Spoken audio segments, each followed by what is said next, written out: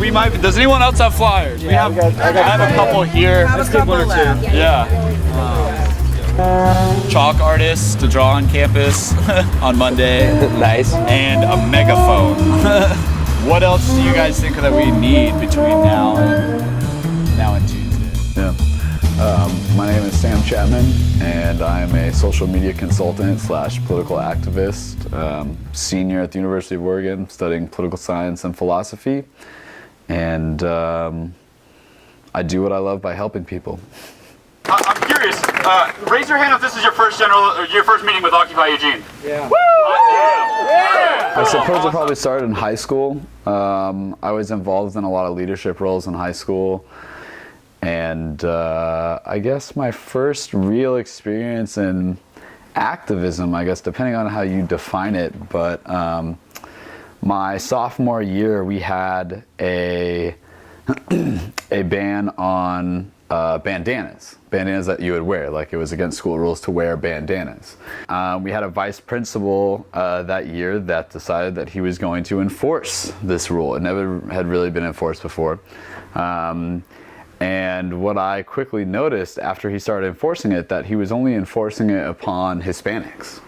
And I wrote about it in my paper and called him out for it and said, like, look, this is completely racist. They got rid of the policy. Call out the groups. Okay, so is this working? Here we go. Can you guys see? Why is this not working? I know what we're doing right now is we're gonna have one person from each committee who is by no means a leader of that committee, but just someone who's reporting back to the group as a whole.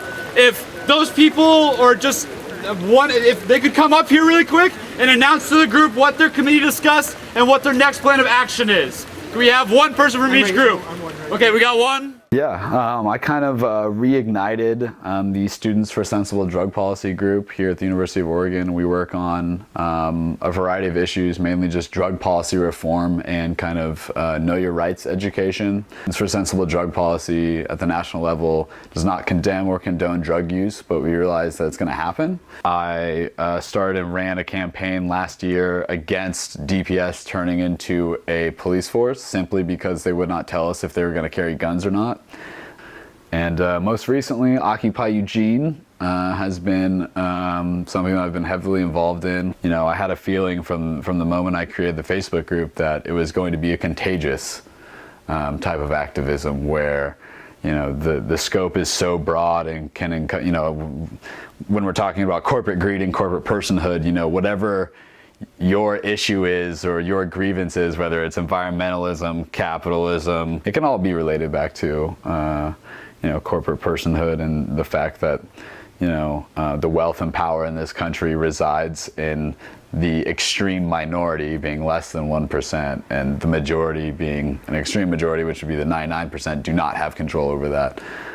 When it started, I didn't do homework for 2 weeks and I invested 2 straight weeks of my time, like, you know, as if it was like 10-hour days working for Occupy Eugene. You know, I would get calls from random people at, you know, midnight, 1 in the morning asking me like, what's going on? When's the next GA? And, you know, having responsibility like that, I mean, I guess that's just what I live for in a certain respect.